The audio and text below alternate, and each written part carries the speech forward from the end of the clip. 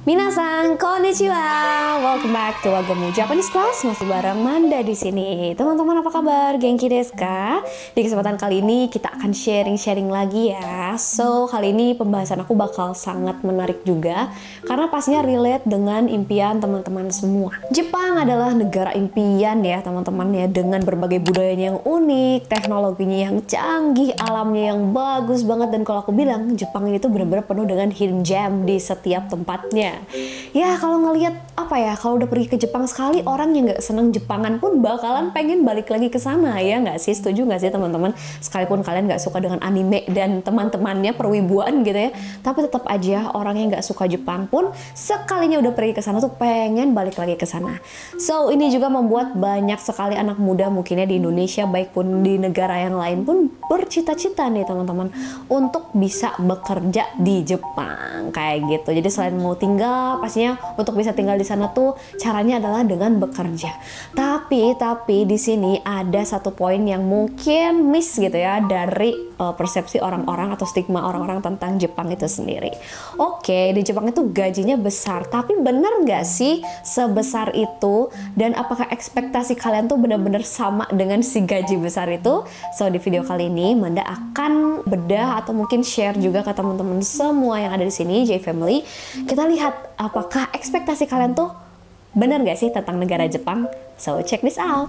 Kita langsung aja masuk ke poin yang pertama ya teman-teman, yaitu ekspektasi orang-orang tentang gaji yang tinggi dan juga bonus yang besar. Well, kalau misalnya kita kerja di Jepang tuh identiknya, nanti aku gajinya banyak. Pulang ke Indonesia bisa bawa 100 juta, 200 juta. Well, tidak sepenuhnya salah sih ekspektasi itu. Memang pastinya ketika kamu bekerja di Jepang, gaji kamu tuh otomatis akan lebih tinggi daripada gaji kamu di Indonesia.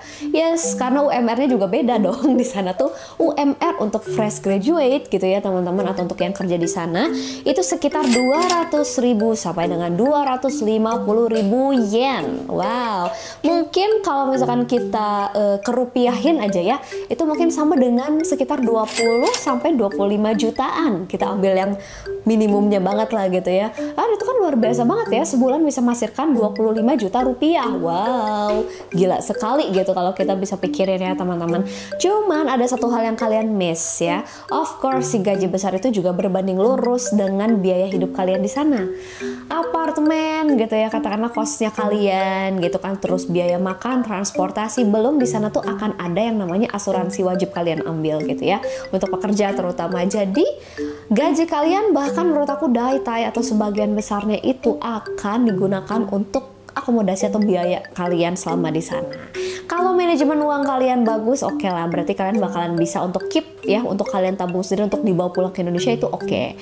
Tapi agak-agak menurut aku sih susah juga sih ya gitu teman-teman. Biarpun nggak 100% salah ekspektasinya tentang gaji besar, tapi sebenarnya memang agak-agak ya mepet-mepet lah. Asal kalian manajemen keuangannya bagus, sebenarnya bisa oke-oke aja. Tapi memang kalau dibandingin sama kerja di Indonesia, of course yang di sana pastinya lebih gede dong gajinya.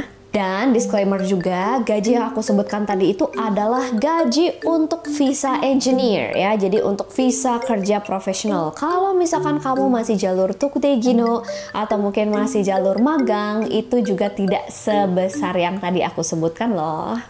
Poin yang kedua adalah jam kerja yang fleksibel. Kata siapa jam kerjanya fleksibel? Justru negara Jepang ini adalah negara yang paling parah soal jam kerja. Bahkan aku bisa bilang yang paling strict tentang jam kerja. Memang sih sebenarnya it depends on the kaisha ya, tergantung dari si kaishanya atau perusahaannya. Tapi rata-rata apalagi perusahaan besar itu tuh akan sangat kejam sekali guys tentang jam kerja ya.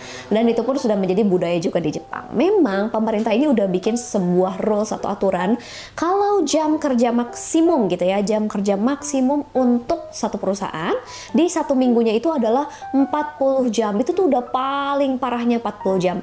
Tapi pada kenyataannya banyak loh di perusahaan-perusahaan di Jepang, apalagi perusahaan-perusahaan raksasa yang memang mereka itu menekankan loyalitas gitu loh terhadap si perusahaannya gitu. That's why si karyawan-karyawannya juga terpaksa mereka tuh harus lembur menambah jam kerja mereka yang bahkan bisa melewati 40 jam dalam seminggu itu.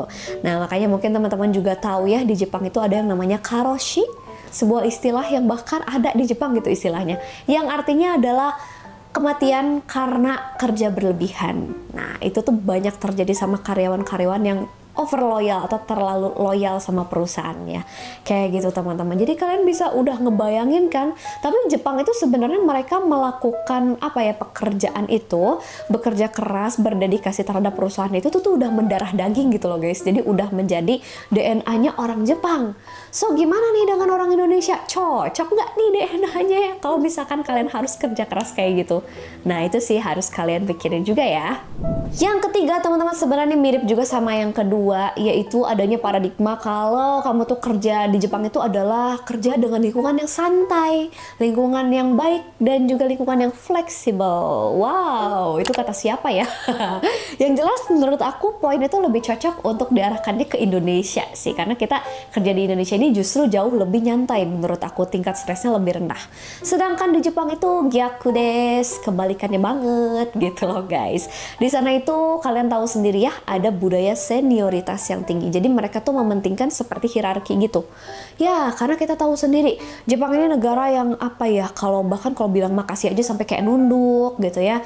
Dan mereka tuh bener-bener ngehargain, ini senpai, ini adalah bosnya aku, ini adalah junior. Jadi jelas sih posisi kamu tuh di mana. Kamu kebayang nggak sih kalau kamu tuh tiba-tiba nggak ngerti tentang hal tersebut dan berbuat tidak sopan sama atasan kamu atau bos kamu atau senior kamu? Wah, itu sih bisa berakibat fatal ya, dan kamu tuh bakalan kena sanksi sosial di sana. Belum lagi kalau kemampuan bahasa Jepang kamu belum oke, tidak terlalu bagus. Nah, ini dia nih yang menjadi bahaya buat kamu sendiri, karena kamu tuh bisa jadi dibully juga oleh mereka. Dan lagi gimana kamu bisa punya teman kalau kamu belum bisa berbahasa Jepang dengan lancar? So itu tadi makanya aku pernah bahas juga mungkin ya di video sebelumnya, bahwa kemampuan bahasa Jepang ini tuh jangan sampai cuman di level minimum banget atau bare minimumnya kamu supaya bisa terbang ke sana, yaitu di N5 atau N4. Jangan guys, tapi kamu harus terus kejar kemampuan bahasa Jepang kamu, bahkan sampai di level yang native gitu loh teman-teman. Untuk apa sih?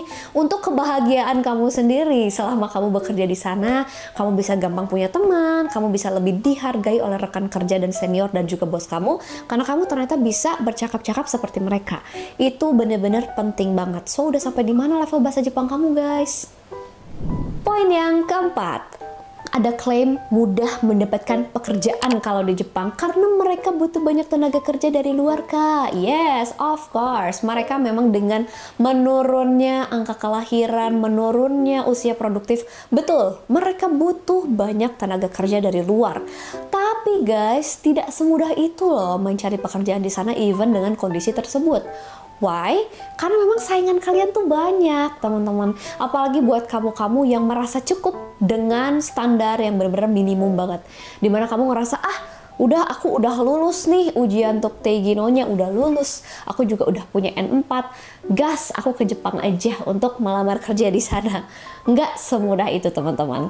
Kalau misalkan kalian lihat saingan-saingan kalian yang skillnya di atas kalian, yang udah level N3, level N2 bahasanya, ditambah soft skillnya lebih bagus, kemampuan public speakingnya lebih bagus, kamu bakal kalah.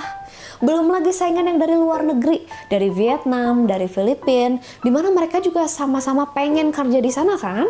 So mereka juga akan berusaha keras untuk memiliki kemampuan yang pastinya sebaik mungkin gitu. So tetap aja mau biarpun mereka membutuhkan banyak tenaga kerja, tapi persaingan bisnis akan tetap ada persaingan seperti itu ya. Jadi kalau kamu masih bertahan dengan mental tahu, mental tempe seperti itu, menurut aku tidak terlalu mudah ya untuk cari kerja di sana. So intinya adalah terus tingkatkan kemampuan bahasa Jepang kamu sebelum kamu berangkat ke sana. Trust me.